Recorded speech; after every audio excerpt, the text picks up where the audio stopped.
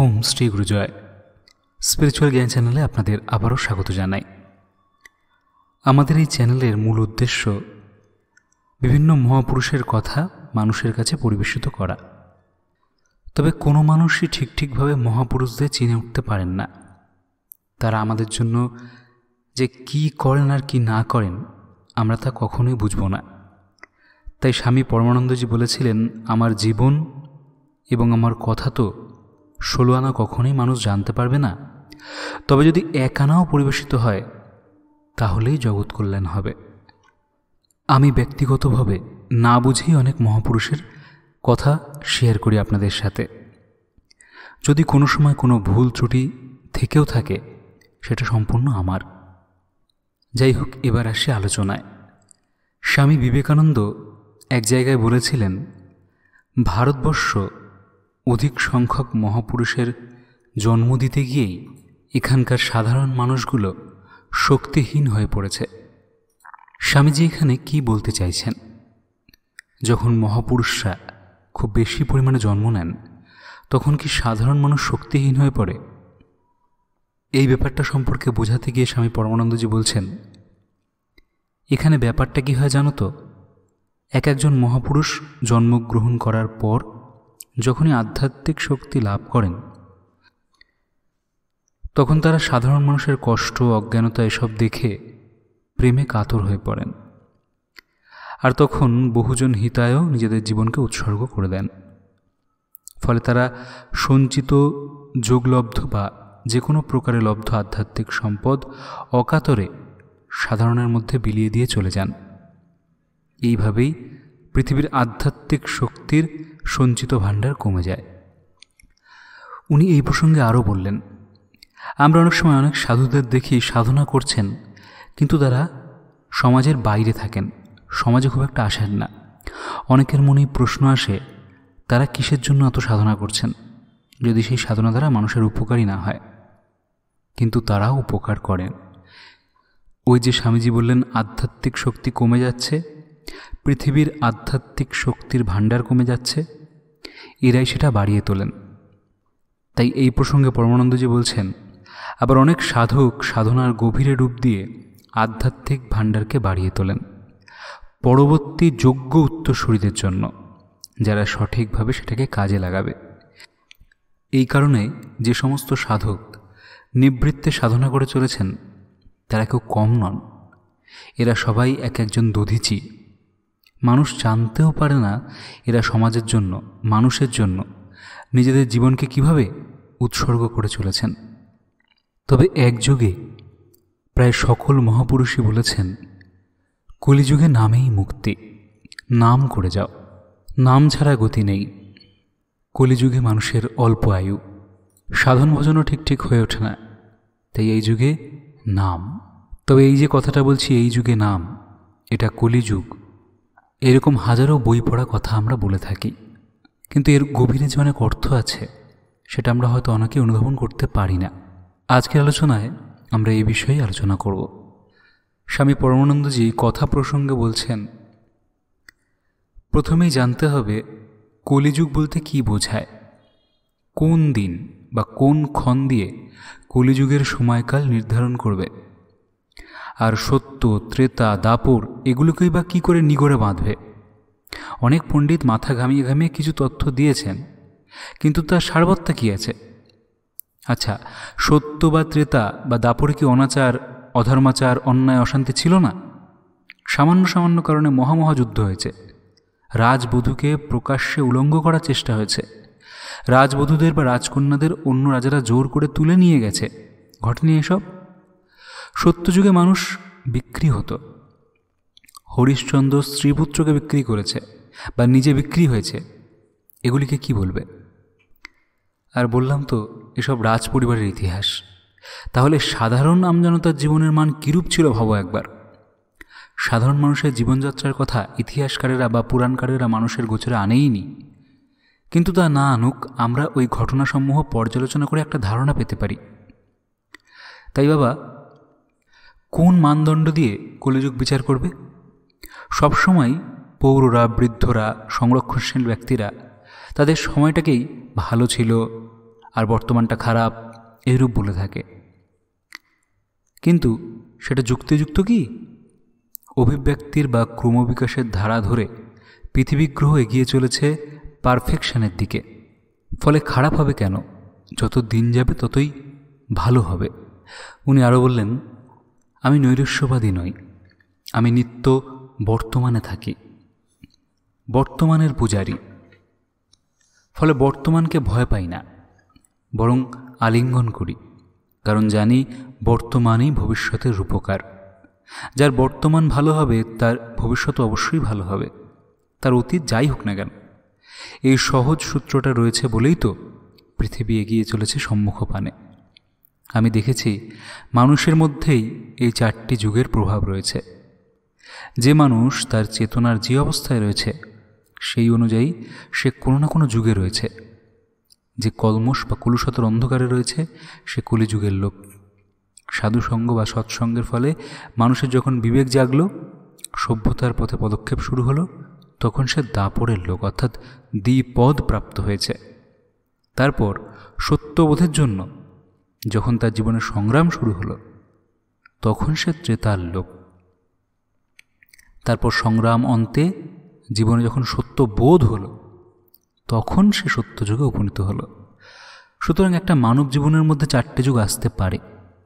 সমাজেও কোনো কোনো সময় ওই 4 ধরনের স্বভাব বিশিষ্ট মানুষের সংখ্যার কম বেশি হয়। ফলে হয়তো সেই অনুযায়ী কোনো সময়ের সমাজকে সত্যযুগের সমাজ বা কোনো সময়ের সমাজকে ত্রেতা যুগের সমাজ ইত্যাদি বলা হয়েছে।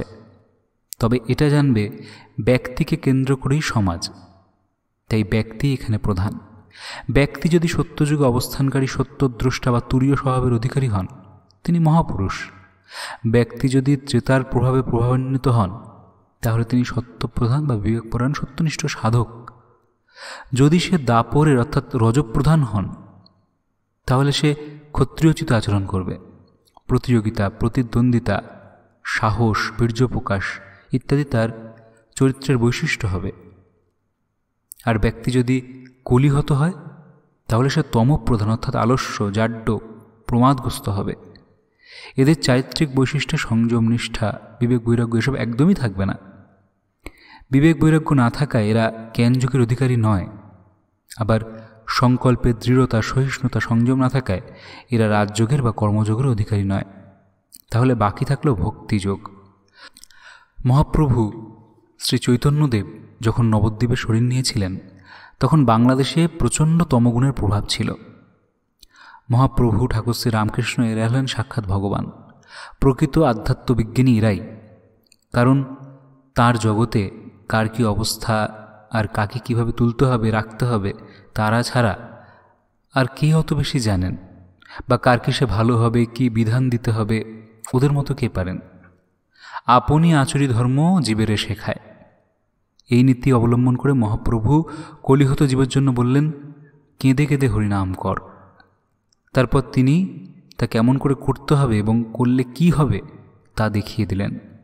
ঠাকুর শ্রীরামকৃষ্ণ নিজের জীবন দিয়ে শেখালেন কত রকমের সাধনা এবং সেগুলি কত সহজে করা যায়।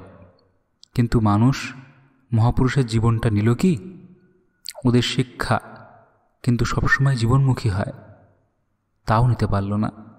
পরবর্তীকালে অনেক আচার্য এলেন, বললেন এটা কলিকাল, মহাপ্রভু বলে গেছেন নাম করো, আমিও বলছি নাম করো, নামেই ভক্তিলাভ, নামেই মুক্তি ইত্যাদি সব কথা। কিন্তু এরা একবারও কি করলে কি হবে, অর্থাৎ তার বিজ্ঞানটা কি, এই নির্দেশ কি করলেন? আর করবেনই বা কী করে?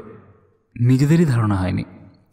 2-4টে সিদ্ধি অর্জন করে এক একটা ভগবান হয়ে বসে পড়লেন। এবার শিষ্যদের বা ওই পরম্পরায় বিশ্বাসী লোকেদের হলো বিপদ। তাদের আধ্যাত্মিক জগতে প্রবেশ তো ঘটলই না, উপরন্তু ভয়ানক গোড়া ধর্মান্ধ সব অসুরে পরিণত হলো এবং ধর্মজগতের গ্লানি হয়ে দাঁড়ালো। আচ্ছা, শুধু নাম উচ্চারণ করলে কি হবে? 1000 বছর ধরে চিনি চিনি বললে কি মুখ মিষ্টি হবে? ভাগবতে আছে নাম শরণম, অর্থাৎ নাম স্মরণ, নাম নামে অভেদ জ্ঞানে নাম করা বা জপ করা। বীজমন্ত্র ইষ্ট রয়েছে, তার জপ রয়েছে, অর্থাৎ বাচিক, মানসিক এবং উপাংশু যে কোনো ক্ষেত্রেই নামের সঙ্গে নামীকে যেন স্মরণ হয়। তোমার ছেলের নাম উচ্চারণের সঙ্গে যেমন ছেলের স্মরণ হয়, তেমনি জপ করতে করতেই ভগবত স্মরণ হয়ে যাবে। আর স্মরণের গভীরতায় বৈখরীর নাম বন্ধ হয়ে গিয়ে তখন অন্তর্জগতে আপনা আপনি নাম চলতে থাকবে। এই অবস্থাকেই অর্ধবাহ্যদশা বলা হয়েছে। বাহ্যদশা, অর্ধবাহ্যদশা আর অন্তর্দশা। মহাপ্রভু এই তিনভাবেই থাকতেন, বহিরঙ্গা, তটস্থা আর অন্তরঙ্গা। বহিরঙ্গ সঙ্গ করে নাম সংকীর্তন, অন্তরঙ্গ সঙ্গে করে প্রেমালাপন। ফলে বহিরঙ্গটা শুরু আর প্রেমে শেষ। প্রেমই পরম পুরুষার্থ। কিন্তু এই লক্ষ্য কি থাকছে? মুখে নাম আর অন্তরে কুচিন্তা। কী লাভ হবে বলো দেখি? ইয়াদৃশী ভাবনা ইয়স্য সিদ্ধির ভবতি তাদৃশী। যার যেমন ভাব তার তেমন লাভ। ঠাকুর শ্রীরামকৃষ্ণ কথা বলতেন। ভাবগ্রাহী জনার্দন ভাব দেখেন, ভাব গ্রহণ করেন। উচ্চারণ কি করলো তা দেখেন না। কত সাধক আছে তারা ইষ্টকে গালিগালাজ করে, খিস্তি দেয়। ঈশ্বর তো কখনো তাদের ওপর বিরূপ হন না। বামাখ্যাপা তার ইষ্টদেবীকে কত গালিগালাজ করতেন, কিন্তু তাতেও তার ইষ্ট সাক্ষাৎকার হয়েছিল। আধ্যাত্মবিজ্ঞানী ঠাকুর শ্রীরামকৃষ্ণ বললেন, 49 বর্ণরূপিণী মা তোমাকে প্রণাম। ওই বর্ণ দিয়েই বেদ বেদান্ত, আবার ওই বর্ণ দিয়েই খিস্তি খেউর। ব্যাপারটা লক্ষ্য করো, ঠাকুর কি বোঝালেন। সুতরাং বর্ণ বা শব্দ বড় কথা নয়, ওটা তো একটা মাধ্যম। ভাষাও হচ্ছে ভাব প্রকাশের মাধ্যম মাত্র। সুতরাং ভাষা বা উচ্চারণও বড় কথা নয়, বড় কথা হচ্ছে ভাব। ভাবনায় ভগবান থাকলেই ভগবত সাক্ষাৎকার হয়। না হলে হাজার চিৎকার করলে বা খোল খঞ্জনি বাজিয়ে লম্ফঝম্প করলে কোনো কিছুই লাভ হবে না। তাহলে নিশ্চয়ই নামের রহস্য বোঝা গেল। এবার কথা হচ্ছে, যেসব গুরুরা শিষ্যদের প্রকৃত রহস্য না বুঝিয়ে শুধু নাম কর করে, তাদের অপরাধ হয়। কারণ এদের দ্বারা হাজার হাজার মানুষ শুধু প্রভাবিত নয়, প্রতারিত হচ্ছে। এই অপরাধের জন্য তাদের শাস্তি গ্রহণ করতে হয়। বাবা, আধ্যাত্মিক জগতের বিচিত্র বিধান। যাই হোক, এসব জেনে তোমাদের কাজ নেই। তোমরা শুধু এটা মনে রাখবে যে জগতে যে সমস্ত মানুষ আছে, এদের সবাই কলিহত জীব নয়। এদের মধ্যে সবসময় তুরীয় স্বভাবের মানুষ থাকেন। তারা সব কিছুর ঊর্ধ্বে, কোনো শাসন বারণের মধ্যে তারা পড়েন না, বরং তারাই নতুন নতুন যুগোপযোগী পরম্পরা সৃষ্টি করেন। সাত্ত্বিক স্বভাবের মানুষ আছে যারা জ্ঞানযোগ অবলম্বন করেও আধ্যাত্মিক উন্নতি লাভ করতে পারে। রাজসিক প্রকৃতির মানুষ রয়েছে যারা রাজযোগ অবলম্বন করে আধ্যাত্মিক উন্নতি করতে পারে। এছাড়াও সাত্ত্বিক বা রাজসিক ব্যক্তিরা বহুজন হিতায় ও বহুজন সুখায় কর্ম করেও, অর্থাৎ লোকহিতকর কর্মে আত্মনিয়োগ করেও চেতনা উত্তরণ ঘটাতে পারে। কিন্তু তামসিক ব্যক্তি বা কলিহত জীব যদি আধ্যাত্মিক উন্নতির জন্য কোনো সদ্গুরুর কাছে যায়, তাহলে তিনি তাকে কেঁদে কেঁদে নাম করার বিধান দেন। সুতরাং ওটা কখনোই ভেবো না যে সকলকে এক খুরে মাথা কামাতে হবে বা সকলকে এক ছাঁচে ফেলে একই রকম বানাতে হবে। বৈচিত্র্যই প্রকৃতির ধর্ম। এখানে সবার জন্য এক নিয়ম, এই কথাটাই অর্থহীন। তাই যদি কেউ এটা বলে যে নাম ছাড়া গতি নেই, জানবে সে হয় ভ্রান্ত অথবা আহাম্মক ছাড়া আর কিছুই নয়। উনি আরও বললেন, ওনার ছোটোবেলার একটি ঘটনা উনি বললেন, আমি ছোটোবেলা থেকেই অনেক হরিবাসর দেখেছি। কারণ আমার পূর্বাশ্রম ছিল কালনা নবদ্বীপ সন্নিকটস্থ। ফলে ওখানে অষ্টপ্রহর, 24 প্রহর ইত্যাদি নানা হরিবাসরের অনুষ্ঠান লেগেই থাকতো বা এখনও আছে। সেখানে দেখেছি বেশিরভাগেরই হই হই লম্ফঝম্প সার। আবার অনেকেই ওসব করতে করতেই ভাবাবেগ সম্পন্ন হয়ে পড়ে। ওরাও দুর্বল, কিন্তু প্রকৃত ভগবত ভাব নার্ভকে দুর্বল করে না, শক্তিশালী করে। আধ্যাত্ম জগতে ইমোশন দরকার আছে প্রথম অবস্থায়, কিন্তু ইমোশন উইথ সিনসিয়ারিটি, কপটতাহীন আবেগ। প্রথম অবস্থায় কিন্তু এই কপটতাহীন আবেগকেই শ্রদ্ধা বলে, যা জ্ঞান লাভে সহায়তা করে। এই জন্যই বলা হয় শ্রদ্ধাবান লভতে জ্ঞানম। আর ইমোশন উইদাউট সিনসিয়ারিটি, আন্তরিকতাবিহীন ভাবাবেগ, এটা হলেই সর্বনাশ। কারণ অতিরিক্ত এক্সাইটমেন্ট বা উত্তেজনায় মানুষ তার শরীরের উপর নিয়ন্ত্রণ হারিয়ে ফেলে এবং পাগলের ন্যায় আচরণ করে ও মূর্ছা যায়। সবাই ভাবে ভাব হয়েছে বা লোকটি আধ্যাত্মিক, কিন্তু তা নয়। ও যদি ওই ভাবাবেগ সম্বরণ করতে না পারে, তাহলে পরে তার স্নায়ু দুর্বল হয়ে সে কঠিন ব্যাধিগ্রস্ত হয়ে পড়বে। সেজন্যই বলছিলাম ইমোশন উইদাউট সিনসিয়ারিটি একদম ভালো নয়। আবার দেখো ইন্টেলিজেন্স, বুদ্ধি ভালো, কিন্তু তা যদি বিবেকযুক্ত হয় তাহলে আরও ভালো, তাহলেই জ্ঞান লাভ সম্ভব। অন্যথায় ইন্টেলিজেন্স উইদাউট কনসায়েন্স ননসেন্স হয়ে যাবে। তাই মস্তিষ্ক, হৃদয় ও পেশিশক্তির পূর্ণ বিকাশেই এই পূর্ণতা, আর তখনই মানব জীবনের সার্থকতা। স্বামী পরমানন্দজির এই আলোচনা দ্বারা আমরা নামের নিগুড় অর্থ বুঝলাম। বর্তমানে আমরা সনাতন ধর্মের মানুষেরা চতুর্দিকে নাম করছি, কিন্তু নামের ফলে যেখানে স্নায়ু আরও শক্তিশালী হওয়ার কথা তার বদলে দুর্বল হচ্ছে। মানুষ পালাচ্ছে ভয়ে। কাদের ভয়? অসুরের ভয়। এখানে পরমানন্দজি পরিষ্কার করলেন সবার জন্য কেঁদে কেঁদে নাম কীর্তন নয়, সেটা কলিহত জীবের জন্য। আমাদের ক্ষাত্রশক্তিও দরকার। আগের আলোচনায় আমরা ছত্রপতি শিবাজির কথা বলেছিলাম, যার কিন্তু লোকসংখ্যা কম, সৈন্যবল কম থাকা সত্ত্বেও তখনকার দিনে বাইরে থেকে আসা যারা আক্রমণ করেছিল, ঔরঙ্গজেবের মতো অসভ্য মানুষজন, তারাও শিবাজি মহারাজকে ভয় পেত, যমের মতো ভয় পেত।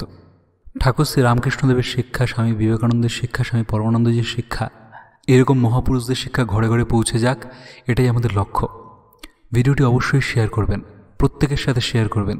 নিজের ইগো নিয়ে বসে থাকবেন না, যেটা সঠিক সেটা শেয়ার করতে শিখুন। আমি যেটা জানি সেটাই ঠিক, এই চিন্তাভাবনা ঠিক নয়। এই জন্যই সাধুসঙ্গ। আর সাধুসঙ্গ কীভাবে করবেন? তাদের বাণী বারবার পড়তে পড়তে আপনার মনে তাদের বাণীর অর্থটা জাগবে। মহাপুরুষরা বাণীর মধ্যে দিয়েই আছেন, আর সেই বাণী পাঠের মাধ্যমেও আপনি কিন্তু সাধুসঙ্গ লাভ করতে পারেন। গোড়ামি ভুলে সবাই এক হন। আমি ব্রাহ্মণ, আমি বৈষ্ণব, এইসব ন্যাকামো ছেড়ে দিয়ে সবাই এক হয়ে চলার চেষ্টা করুন। আজকে এইসব আলোচনা ঘরে ঘরে পৌঁছে দেওয়ার দায়িত্ব আপনাদের, কিন্তু আপনারা সেটা না করে নিজেদের ইগো নিয়ে বসে আছেন। স্বামীজির বই পড়ুন, বাচ্চাদের পড়ান। স্বামীজি বলতে আমি এখানে স্বামী বিবেকানন্দের কথা বলছি। সবাই জেগে উঠুন, আর ঘুমিয়ে থাকবেন না। সঙ্গশক্তি কলৌযুগে। সমস্ত ধর্মেই সঙ্গশক্তির কথায় বিশেষভাবে জোর দিয়ে বলা হয়েছে। একজন বিপদে পড়লে 10 জন গিয়ে রুখে দাঁড়ান। আজকের আলোচনা এখানেই শেষ করছি। সবাই ভালো থাকবেন, সুস্থ থাকবেন। ওম শ্রী গুরু জয়, শ্রী গুরু জয়, শ্রী গুরু জয়।